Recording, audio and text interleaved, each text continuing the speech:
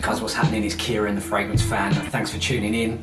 Today I want to talk to you about Dior Homme Intense, a very, very popular designer fragrance, one that I've worn for a very long time. But they reformulated it in 2020, and this is a bottle from 2020. As you can see, I've used a lot of the juice, and there's one noticeable difference. And today I'm going to run you through what that is, and importantly, whether it's something I think you should consider. If it's a fragrance that you've heard a lot about, and it's something that's kind of been on your wish list or on your radar, then watch this first. I'm going to give you my thoughts and let's get into it.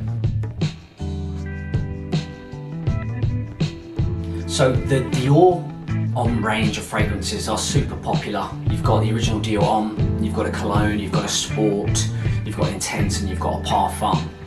And the Intense and the parfum are the ones that get the most hype, let's say.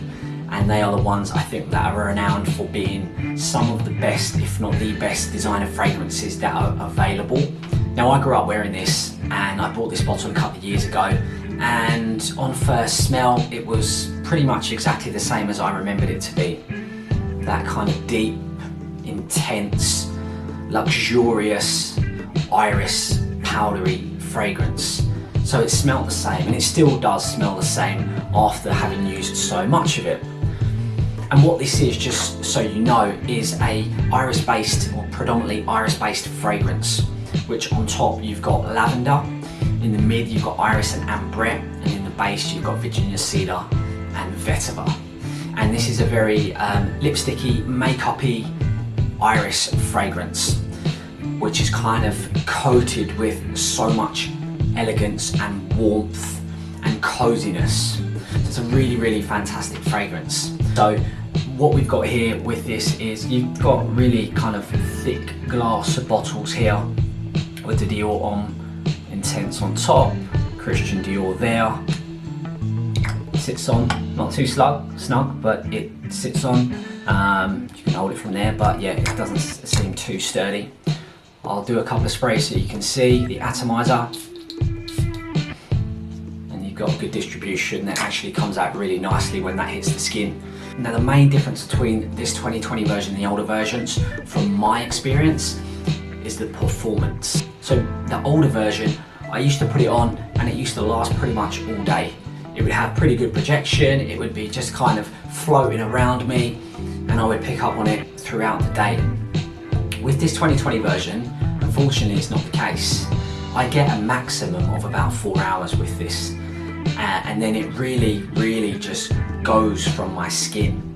So how it wears on me is, I will usually apply this maybe 6 sprays, 4 to 6 sprays, and initially I get about 30 to 45 minutes of me smelling the fragrance. However, it's not really pushing out and projecting too much further beyond my kind of real close vicinity. And after about an hour, it really does just become a skin scent on me. It still smells really nice, but it goes a little bit more musky. And then yeah, as we get to about 3.5, 4 hours, it's really, well, at 4 hours it's gone. It's completely gone from my skin. From about 2 hours onwards, it's going. You can really smell it fading out. So whatever's happened here, it just doesn't work on my skin. Now, it does tend to last on my clothes a little bit longer. Well, a fair bit longer actually, which is fairly normal for a lot of fragrances. But overall, for whatever reason, this just doesn't seem to be doing what the old juice used to do. And I hate to say it because I absolutely love it, and I still love it. I still pick it up and I wear it, but I really wear it for me. I wear it because I love the smell of it. I don't wear it because it's going to project and people are going to smell me, or that I'm going to get any compliments. In fact, with this fragrance, and you can see how much I've used of it, I don't think I've had one compliment at all with it. I had one comment, which was that somebody didn't particularly like it, a family member.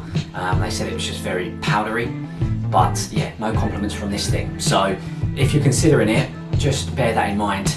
I really hope that if you have this, or if you try this, you have a different experience with how it performs. There is word out there that it performs well on some people, but I've also heard from a lot of people that the 2020 version doesn't perform well and it doesn't last, and that seems to be my experience with it. So overall, I mean, this fragrance is absolutely delicious, and if it's something that you have wanted to smell and haven't, please go ahead and do it. Get a sample of it. You may just fall in love with the smell of this like a lot of people have. And it's one of those ones where you may need to compromise on the performance of it. Well, that's what I have done anyway. Now to me, this is straight down the middle unisex. I think both men and women can wear this and smell great and there'd be no issue at all. Some people have said that it leans a little bit feminine, which I understand, just because you've got that iris note, which is that lipsticky, makeup-y, powdery vibe to it. So I can understand that. On the flip side, there's a lot of guys, including myself, who love this because it is super warm and luxurious and it's just a great fragrance. I think you need to be somewhat confident wearing this, possibly mature, but someone who's, you know, wearing some nice clothes and yeah, you want to make a good impression, you pop this on and you'll do the job. More suited to evenings, nights out, date nights, that type of thing. But yeah, you could wear this in the day. If you're going to a wedding during the day, something like that, you could put this on and smell amazing. But yeah, more suited to colder months and evenings, in my opinion. Do I think you should buy this? Well, I think if you've owned the older version, then there's a chance that you could potentially be slightly disappointed with the performance on this.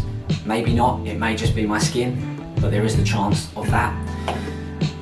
If you've never tried it, you still need to try it. I wouldn't be put off by anybody saying it doesn't last that long or whatever. Try it on your skin, it could be a completely different story for you.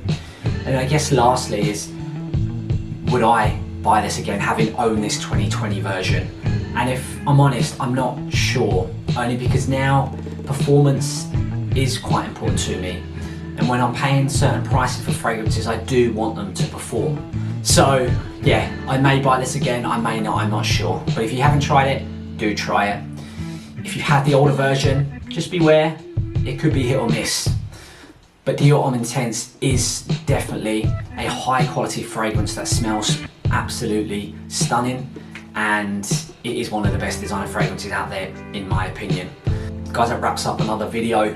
Let me know if you've experienced either this 2020 version or the 2011 version, and let me know what your experiences have been with this fragrance. I'm very keen to know how others are experiencing this fragrance, so drop that down below. Give us a thumbs up if you enjoyed this, consider subscribing if you want to see more content from me. I would really appreciate it, it would really help the channel out. And yeah, I'll catch you in the next one. You take care.